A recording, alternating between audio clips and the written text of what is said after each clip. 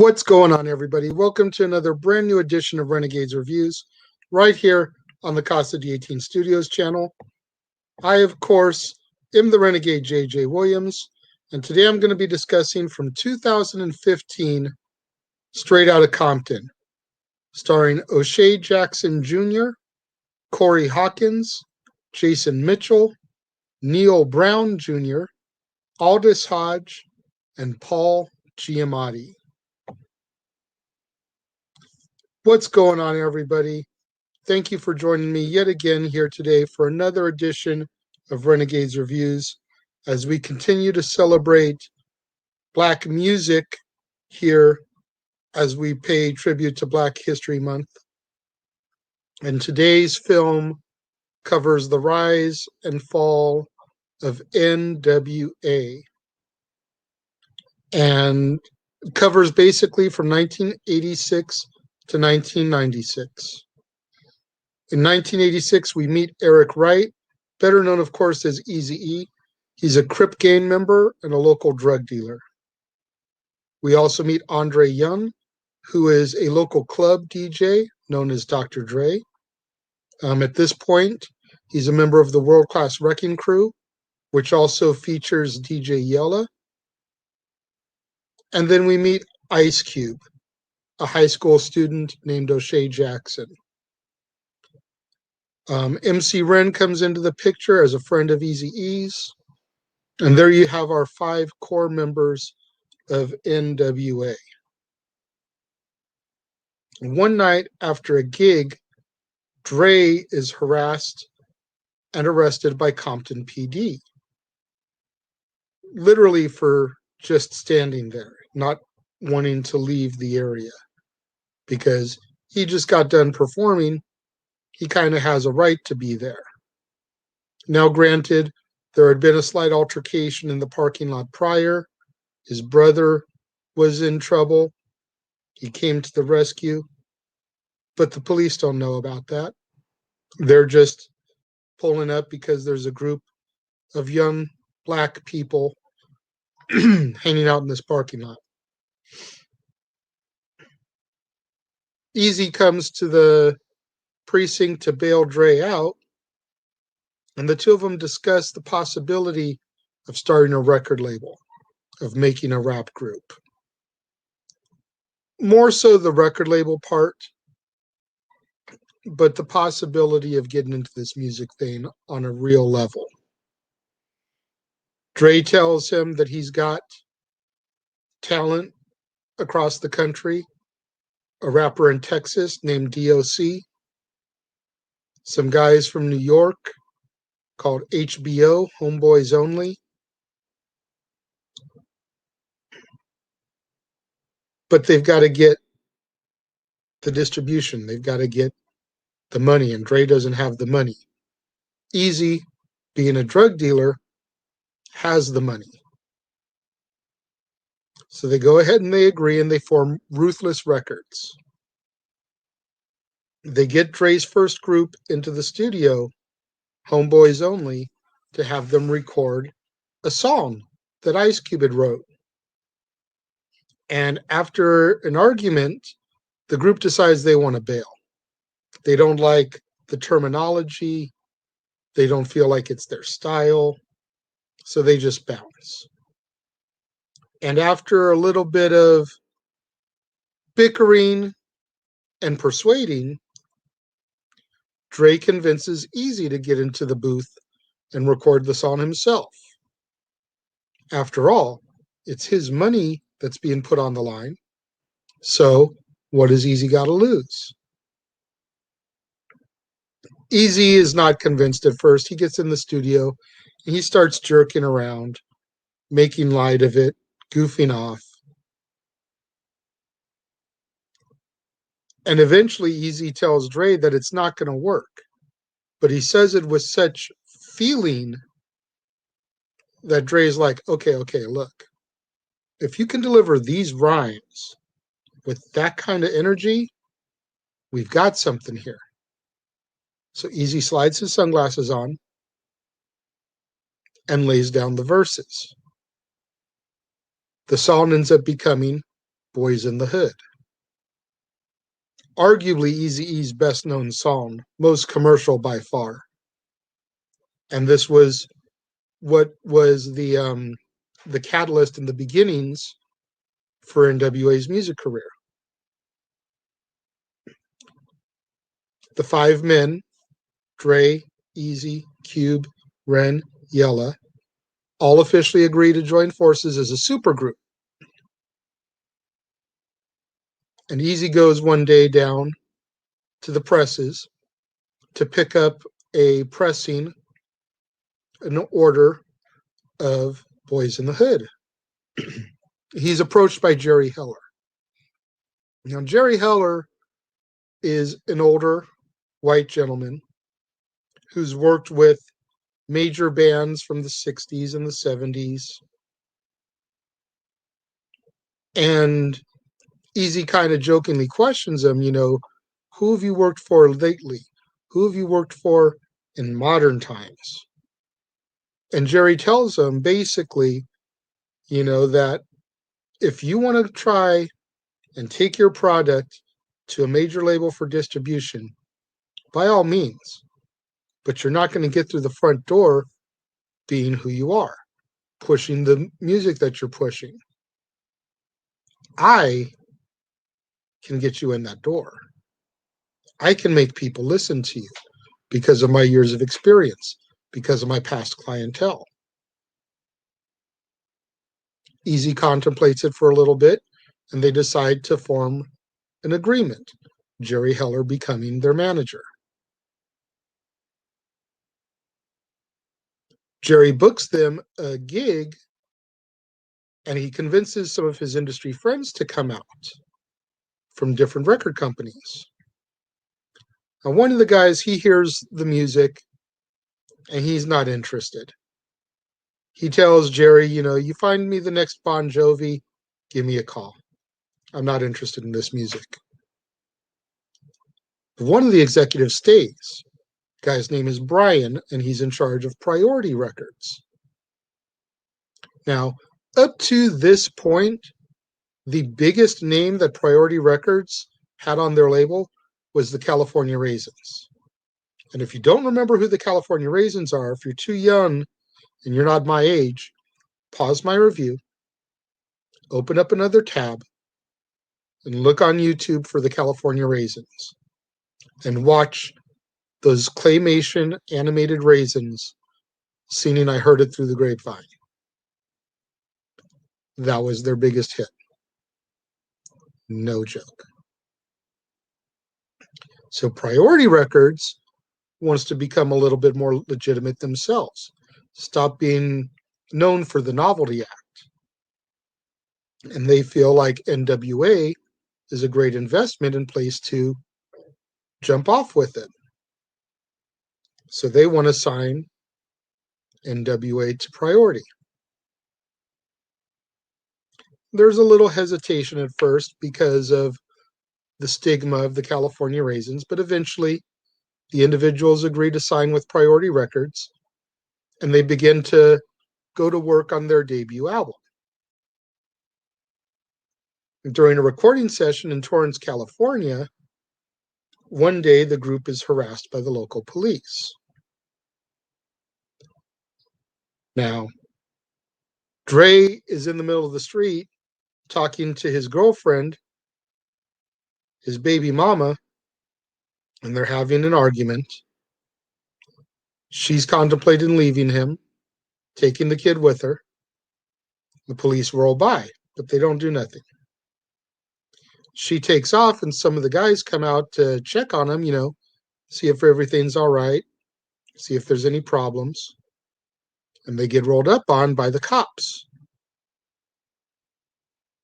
Down on the ground, arms behind your back, knocking their lunch out of their hands onto the ground.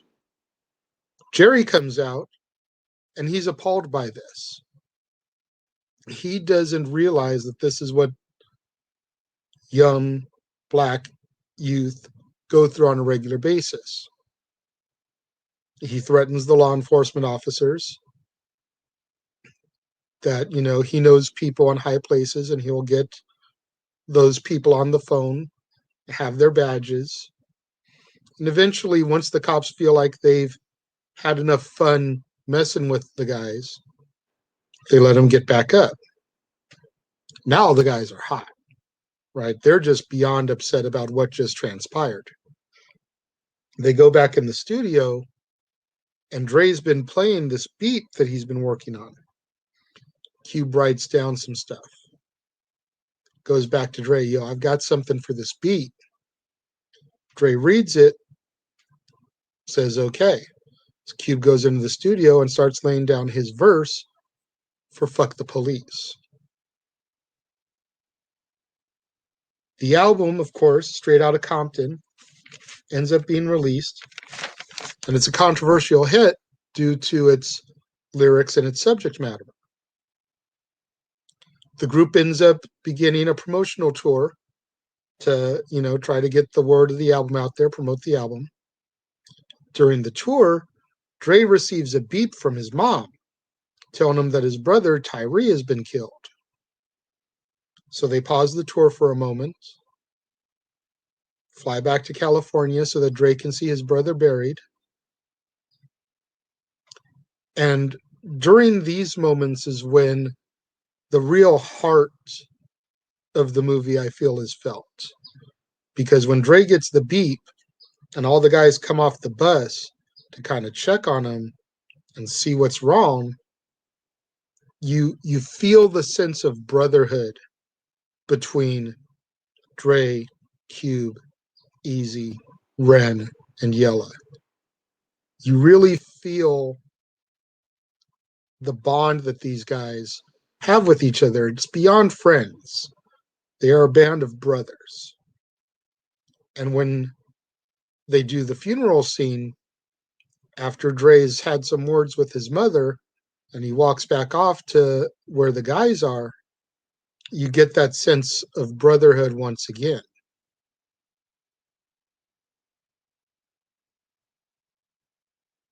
Shortly after that, the group resumes their performances, their tour. And on one night in Detroit, the police from the area tried to forbid them from singing F the Police. This is N.W.A. They're not going to allow themselves to be censored. This is the very thing they're fighting against, is censorship and the way the police treats the young black men. So while on stage, Cube and Dre make the judgment decision to go ahead and perform the song. Riot ends up breaking out, and the group gets arrested for inciting a riot.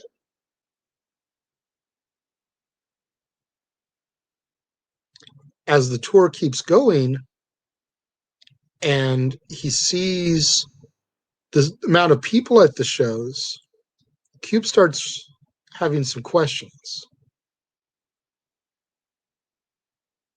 And this is made abundantly clear one day when he walks in on Eazy and Jerry eating a steak and lobster dinner, eating champagne, while the rest of the guys are eating fast food, Fat Burger to be specific. When Jerry finally attempts to give Ice Cube his contract without allowing him to have legal representation and someone to look over the contract for him, Cube decides to leave. Finishes the tour, but once the tour is done, he's done. When Cube makes the decision, he goes to Brian, the head of Priority, and Brian tells him, it's hard for a solo artist. I can't promise you that you're going to be a success. However, the first album does good, I'll make it up to you on the second album. On the strength of those words, Cube takes Brian at his word. Ice Cube goes and gets the New York production team, the Bomb Squad, who is known for their work with Public Enemy. Cube kind of figured, if I can't have the hottest producer on the West Coast, Dre, produce my stuff because I'm leaving the band, I'm going to get the hottest producers on the East Coast. Cube ends up releasing America's Most Wanted, and it's a major success. And when Priority is unable to deliver on the second album like Brian promised him, Cube comes back to the offices with a baseball bat and destroys the office. Now we're even.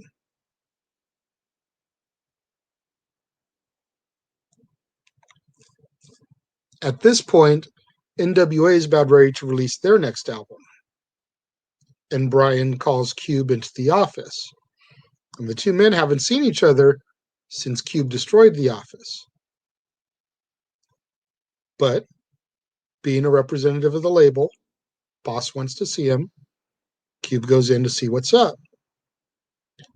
Brian plays for him a song off of N.W.A.'s new album, in which Dre says a line where he's glad that they got rid of Benedict Arnold, referring to Ice Cube as a traitor. Cube is hot at this. He didn't say a word about N.W.A. on America's Most Wanted. Nothing. He left them alone. No shots fired. He was just doing his own thing. As far as he was concerned, they were still his friends. Wasn't going to get into nothing with them. But with that, Cube decides to fire back. Goes in the studio and he makes No Vaseline, attacking the character of Jerry Heller, as well as his former group mates. Now, if you pay close attention to No Vaseline, Yella, Ren, and Dre get off easy. 90% of it is Jerry and Eazy. After them, I would say it goes Ren, Dre, and Yella.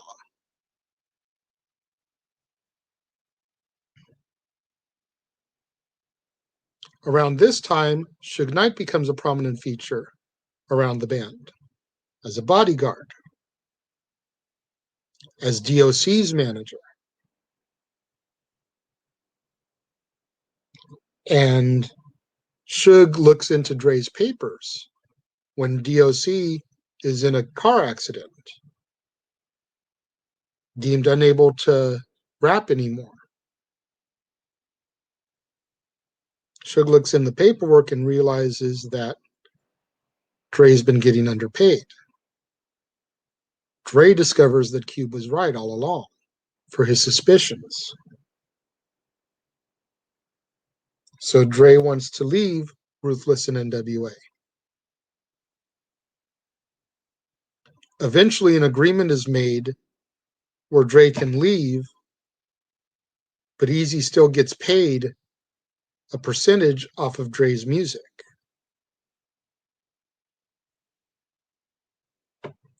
Together, Suge and Dre form Death Row Records, and they begin to build a West Coast empire,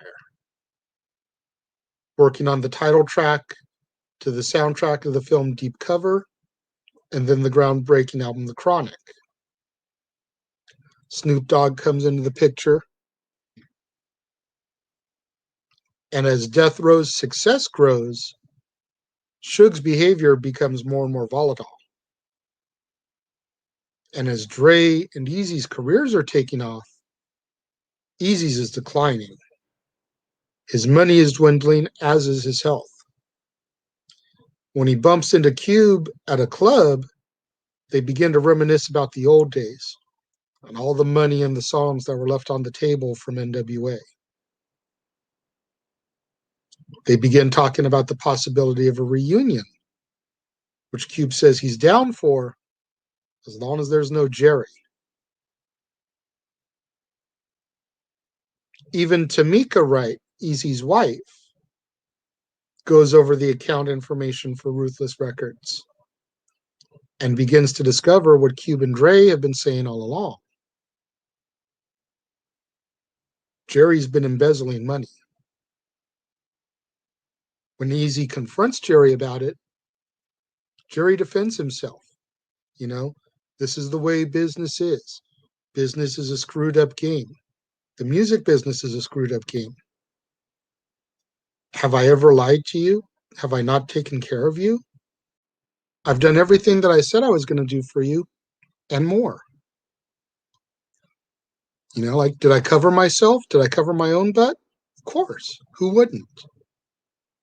But you can't tell me that I haven't looked after you. Regardless, Eazy fires Jerry and he prepares for his comeback with his old bandmates. Calls up Dr. Dre and they conversate on the phone for a little bit, agree to a reunion because Jerry's no longer in the picture. One day, Eazy, Ren and Yella are at a studio, Eazy's home studio, waiting on Cube and Dre so they can get to work on stuff, and Eazy ends up collapsing. Rushed to the hospital, and when they perform the blood tests, he's diagnosed with AIDS.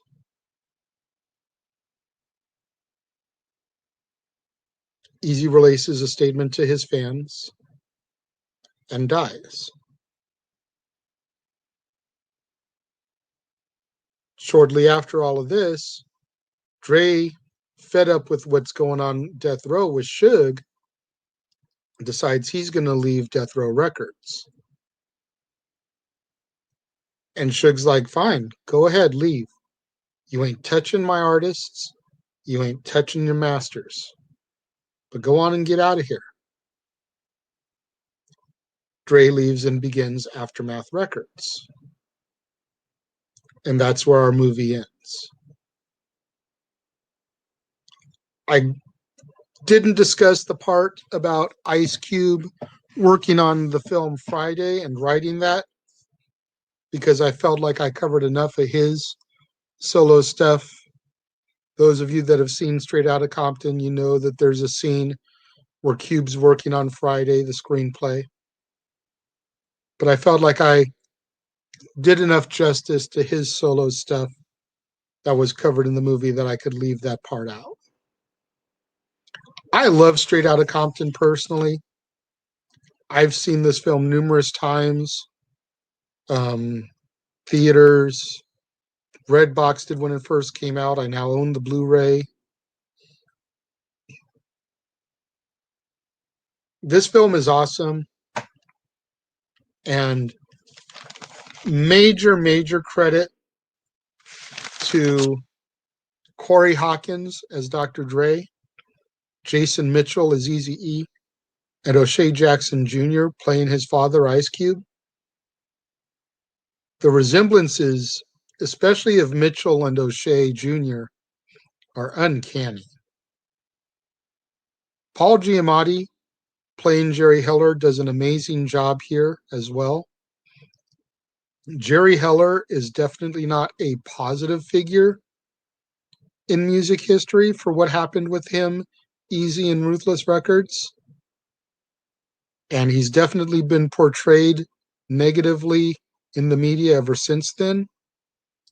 But damn if Paul Giamatti didn't do a great job performing as him in this film. Paul Giamatti plays such good villains, such good a-holes, that this was a perfect role for him, and he did very well with it. I am going to give Straight Outta Compton 4.5 out of 5 stars. Purely on rewatchability alone, because like I said, I have watched this film numerous times. It's one of those films where if I'm angry, I can put it on and I can get my aggression out through the music. If I want to be inspired, I can put it on and I can watch their rise to fame as young kids struggling to live their dreams to full-on success. Either way I want to go at it, there's something there for me when I want to watch. a movie just on random GP. What do you guys think of Straight Outta Compton? Let me know. Leave your thoughts in the comment box below as always. Let's get out there. Let's get those hashtags trending. Hashtag Casa D18 Studios, hashtag Renegades Reviews, hashtag Renegade Returns, and of course the ever popular hashtag Shenanigans. We interrupt this episode of Renegades Reviews for an important announcement about merchandising. Merchandising? What's that? Merchandising. Come, I'll show you. Merchandising, merchandising, where the real money's made. Make sure you go over to teespring.com/stores/Jeff Meacham Network for all the t-shirts you see here from the West Coast professor, Jeff Meacham himself. You can get shirts for the Jeff Meacham Network, Talk Wrestling, as well as the red and gold Meachamania shirts. And while you're there, don't forget to get your shirts of the Casa D18 Studios Brotherhood, the Dads on Wrestling shirt, the Renegade JJ Williams, Statboy Sports Bar, and the hashtag Statboy Approved shirt. Make sure you go over to teespring.com/stores/Jeff Meacham Network and score your shirts today. Don't forget to get out there. Do what the commercial just told you. Go to teespring.com/stores/Jeff Meacham Network. Score your Renegade JJ Williams shirt, your Dad's Not Always on Wrestling shirt, your Talk Wrestling shirts, your Meachamania shirts, and of course the official shirt for the Jeff Meacham Network. Multiple designs, including the brand new Back to the Future inspired design.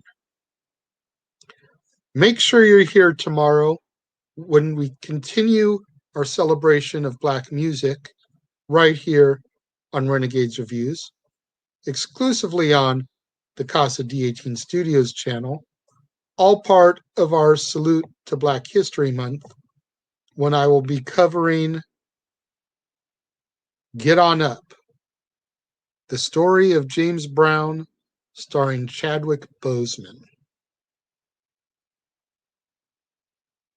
So make sure you're here for that tomorrow. Thank you, as always, for tuning in, and I will see you guys next time.